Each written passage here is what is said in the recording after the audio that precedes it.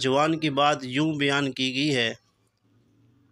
مالک بن دینار رحمہ اللہ فرماتے ہیں، گرمیوں کا موسم تھا، اتنی گرمی تھی کہ پرندے بھی درختوں کے سائے میں چھپ کر بیٹھ گئے تھے، اور ہو کا عالم طاری تھا، سورج آگ برسا رہا تھا، بہر کوئی ذی روح نظر نہیں آ رہا تھا۔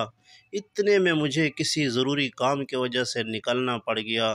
فرماتے ہیں، میں نے دیکھا ایک نوجوان جو دونوں ٹانگوں سے معذور ہے، وہ اپنی سرین کے بل زمین کے اوپر گھسٹتا آ رہا ہے۔ میں بڑا حیران ہوا، جب قریب آیا تو میں نے دیکھا اس کا چہرہ گرمی کی وجہ سے سرخ ہو چکا تھا اور کپڑے پسینے میں شرابور تھے۔ میں سلام کیا، اس نے جواب دیا، تعارف ہوا، پوچھا کہاں جا رہے ہو؟ جواب دیا، میں حج کے لیے جا رہا ہوں۔ میں نے اسے کہا، دیکھو تم میرے گھر کے اندر تھوڑا آرام کر لو، جب گرمی ذرا کم ہوگی عصر کے وقت تو پھر چل پڑنا۔ وہ کہنے لگا، مالک بن دینار، آپ تو پاؤں کے بل چلتے ہیں، سفر جلدی طے ہوتا ہے، میں تو سرین کے بل گھسٹ کر چل رہا ہوں، مجھے وقت زیادہ لگتا ہے، مجھے ڈر ہے کہ ایسا نہ ہو کہ سفر لمبا ہے، مجھے وقت زیادہ لگ جائے اور کہیں حج کے ایام ہی نہ نکل جائیں، اس لیے میں راستے میں رک نہیں رہا۔ میں نے کہا، اللہ کے بندے، تم رک جاؤ، ہم سواری کا بندوبست کر دیتے ہیں، تم بجائے پیدل چلنے کے سواری پر سوار ہو کر چلے جاؤ۔ کہتے ہیں، جب میں نے یہ کہا تو اس نوجوان نے غصے کی نظر سے میری طرف دیکھا، کہنے لگا، مالک بن دینار، میں تمہیں عقل مند سمجھتا تھا، آج پتہ چلا تم عقل سے بالکل عاری ہو۔ میں نے کہا، وہ کیسے؟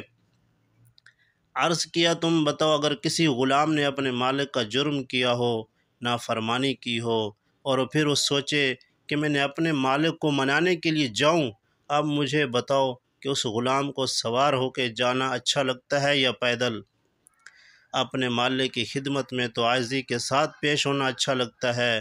مالک بن دینار رحمہ اللہ فرماتے ہیں، مجھے اس کی بات نے حیران کر دیا، خیر وہ تو چلا گیا اور میں بات بھول گیا۔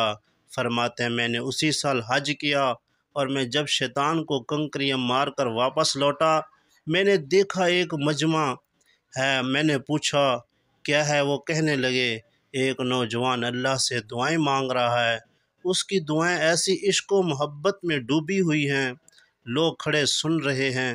میں نے کہا، ذرا مجھے بھی دیکھنے دو۔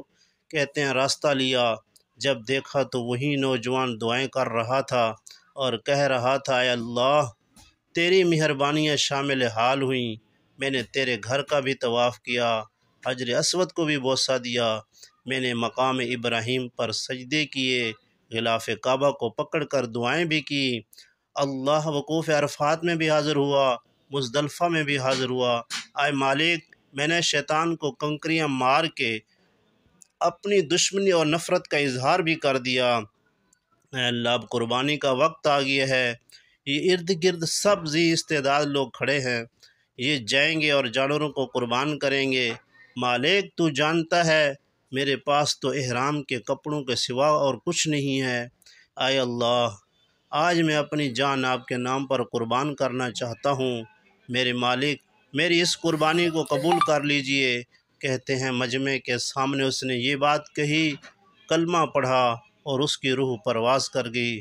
اللہ کے چاہنے والے ایسے بھی گزرے ہیں۔